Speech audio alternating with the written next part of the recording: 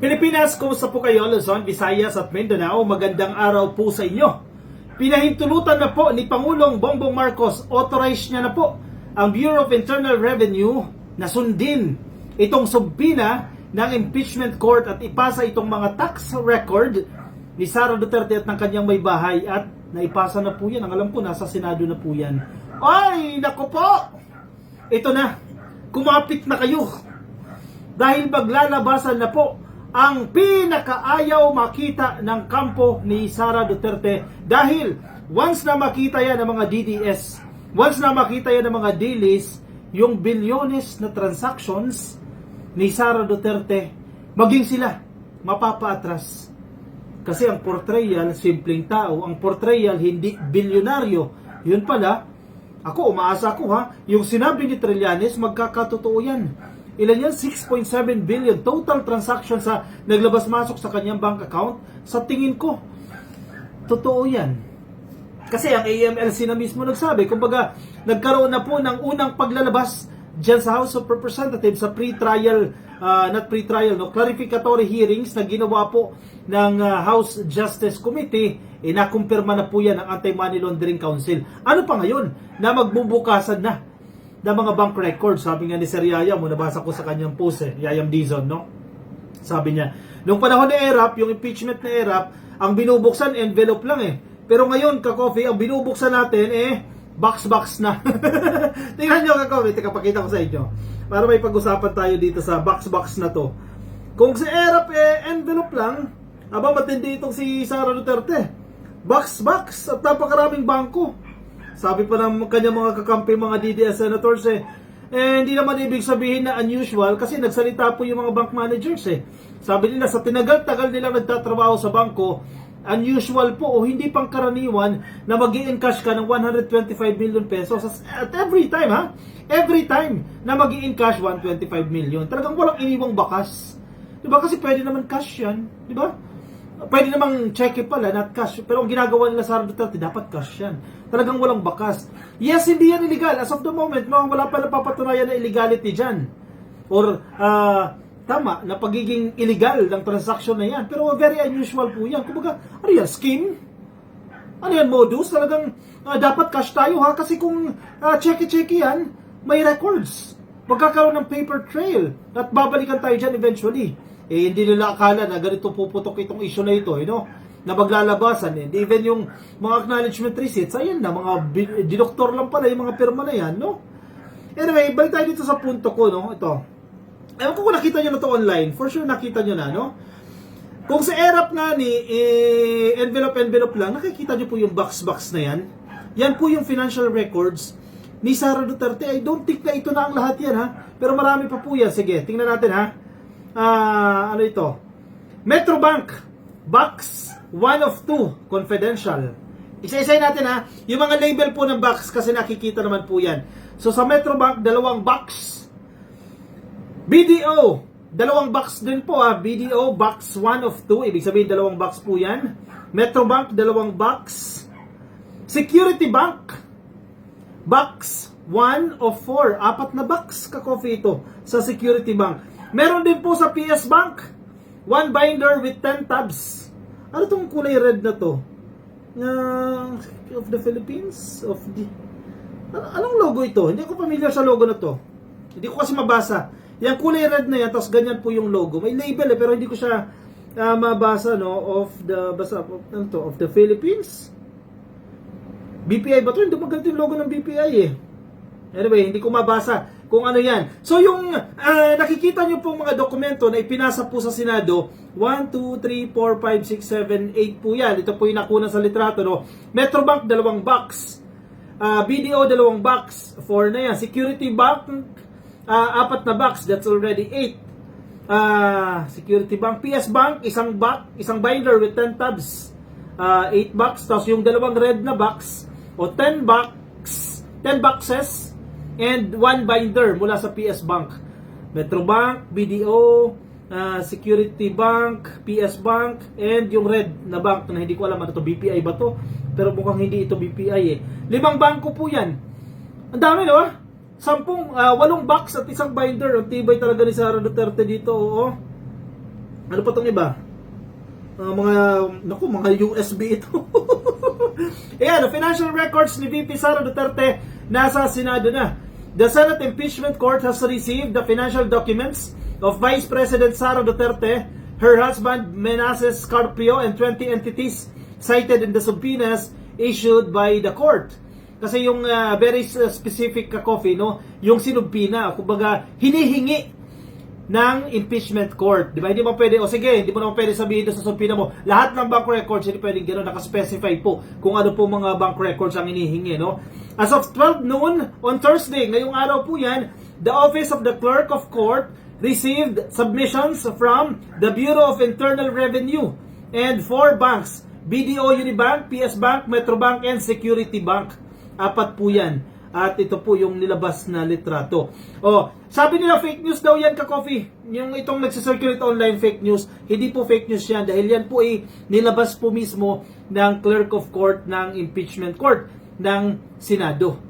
Daming bangko Bakit ganyan? Napakarami namang bangko yan. Okay lang yan, normal lang yan. Kasi kahit ako di ba? Ilan yung bangko mo, no? Kahit walang laman yan. Sige, mag-open ka sa bangko. Kasi yung payroll mo, no? Pwede mo naman ituloy yan. May savings ka. Yung iba, may checking bank. Yung iba, may deposit, etc. Maraming klase ng bangko yan. Ang tanong dyan, ilan ang laman ng kada bangko? And, legal ba yung laman na yan? Actually, mabilis lang mapapatunayan sa korte yan sa impeachment court. Mabilis lang yan. Kasi, may isang article, yung unexplained wealth. Diba? Unexplained wealth, sa Tagalog po, yung hindi maipaliwanag na yaman. Hindi natin sinasabi na ill-gotten wealth na yan, pero hindi maipaliwanag. Kasi posible naman yan, kung may papaliwanag ng council yan, ng grupo ni Sara Duterte, di ba, naipaliwanag na yaman na yan. Common sense, di ba? Anyway, meron pong isang article, o isang artikulo po dyan sa impeachment ni Sara, kasi 4 po yan, no? Yung unexplained wealth, yung hindi po maipaliwanag na yaman.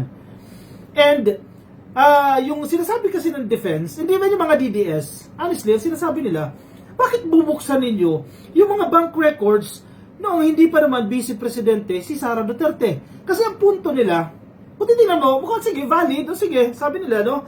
Valid yung kanilang argument kasi nakalagay naman daw sa konstitusyon ay sa mga krimen na nagawa or sa mga violations, sige, wag krimen, no? Sa mga violations na nagawa po ng official na impeachable, in this case si Vice President Sara Duterte, during her tenure. Nung kasagsagan lamang po na siya ay nanunungkulan bilang presidente. So ang argumento ng mga DDS, bakit isasama niyo pa yung times na siya po ay mayor, siya po ay vice mayor ng Davao City? Bakit kailangan pang silipin yan? Bakit kailangan pa natin tingnan yung bank records niya na yan? Hindi naman siya vice presidente that time. Ito nga niyang explanation dyan, para may paliwanag nyo rin po, no?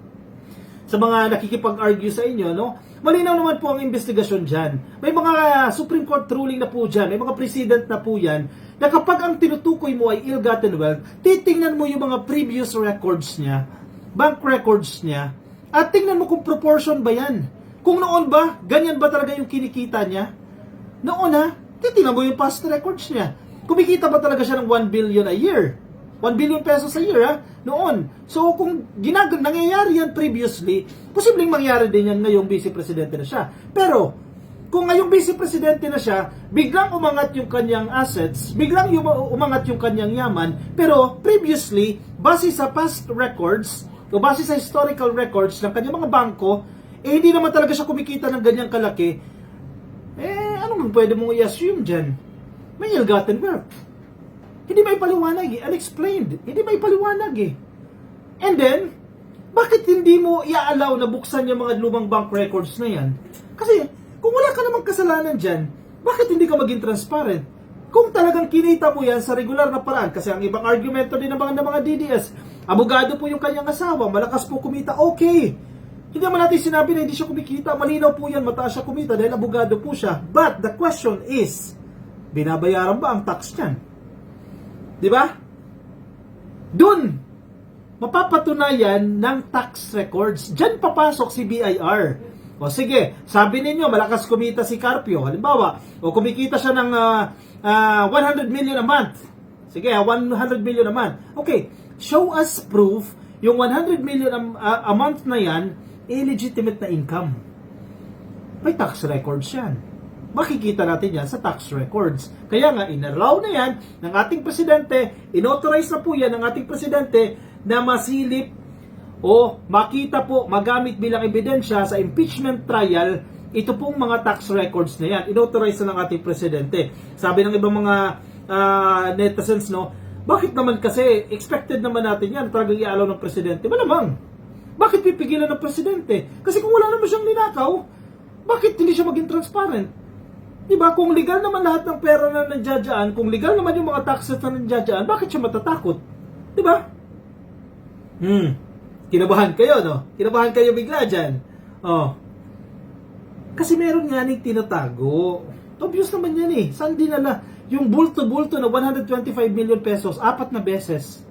May nababasa ako kaninang analogy, no? Kung titingnan mo yung pattern, pare-parehas eh. Okay, mag-i-encash 125 million pesos. Cash lahat yan ha, cash lahat. Kailangan kukunin ng bultuhan yan. Saan dadaan? Sa backdoor, hindi sa main gate, no? O sige, another check naman. Ilang buwan lang po yung pagitan yan ha. December, January, April, March ba yung ganun? O, 125 million pesos na naman. O, in-cash na naman, cash. Cash ha, cash, cold cash. Saan napupunta yung mga pera na yan? Ka-coffee, confidential nga ni. Okay, sige, confidential nga, nasan yung recipients? Bakit irregular yung acknowledgement receipts ninyo? Isa pang punto ha, ginamit daw po yan sa confidential operations. Halimbawa, si Mary Grace Piatos.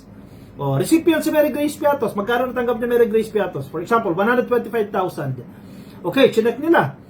Hindi nila alam na darating yung ganitong punto na mabubulilyaso sila sa confidential funds. Eh. O, check si Mary Grace Piatos. Walang single document na magpapatunay na tao si Mary Grace Piatos, na nag-i-exist si Mary Grace Piatos. Alam mo, may nilabag na agad na violation ang Office of the Vice President, ang grupo ni Sara Duterte. Kasi kapag alias, ka-coffee alias yan eh. Mary Grace Piatos yan, alias yan. Okay, sige. May guidelines sa paggamit ng alias. Kung alias yan, merong isang envelope o isang document na naka-sealed, ha? Sealed po yan, ha? Ando doon yung real identity ng alias na yan. Siyempre, you have to protect din yung asset mo, yung informant mo, etc. So, hindi mo i-declare yung kanyang totoong pangalan. Pero, meron yung attachment, isang sealed envelope or kung ano bang dokumento yan, ando doon yung real name ng tao na yan, na alias yan. Di naman sa publiko yan eh. Paano may endanger yung witness na yan? In short, gawa-gawa nga ni yung mga pangalan na yan. Even yung NBI, they conducted this handwriting analysis. Okay ha? Kapit po kayo sa sasabihin ko. 5,000 po na acknowledgement receipts. Okay. Ano ibig sabihin ng acknowledgement receipts? Para mag-sample tayo, no? Halimbawa, okay, kapag bumili ka, may official receipt, di ba? Official receipt, alam niyo naman itsura ng official receipts, no? Kung walang official receipts, meron pong acknowledgement receipt. Simpleng papel lang. Okay, may nakalagay dyan, acknowledgement receipt. This is to certify or this is to acknowledge receipt of 125,000 signed by, etc. In short, yung acknowledgement receipt, hindi siya yung typical na resibo. Di ba? Kundi, gawang sulat kamay lang po yan. Yung iba may format yan. Sa government may format yan. Di ko alam sa confidential funds. I think meron din format yan. And then, lalagay mo yung buong pangalan mo doon, pipirmahan mo lang. Doon sa 5,000 ha, 5,000 napakaraming ano po niyan ha, resibo po niyan ha.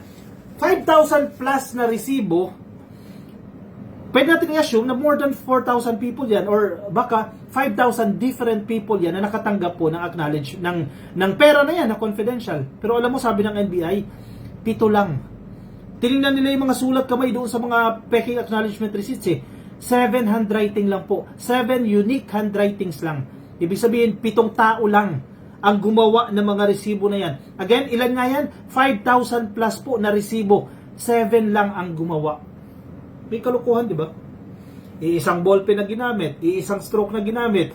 Ang recipient, Luzon, Visayas at Mindanao, iba't ibang lugar, pero iisang ballpen yung ginamit. Yung diin, ganoon din. In fact, 11 days lang nagastos. Pero sabi ni Caramel Madriaga, hindi po totoo yung 11 days. 24 hours nga lang, naubos agad yung 125 million, i-dispose siya sa kung saan-saan. Tapos ikaw, DDS ka pa rin. Dilis ka pa rin. Sige, Sara ka pa din. Uy, naku naman, oo. O siya, sige, i-comment po ang inyong opinion, reaction sa comment section para mabasa po ng iba natin mga ka-coffee. Nasa Facebook, please like and follow, YouTube subscribe, TikTok subscribe. I'll see you ka-coffee in my next video. Paalam po sa inyo. Bye-bye.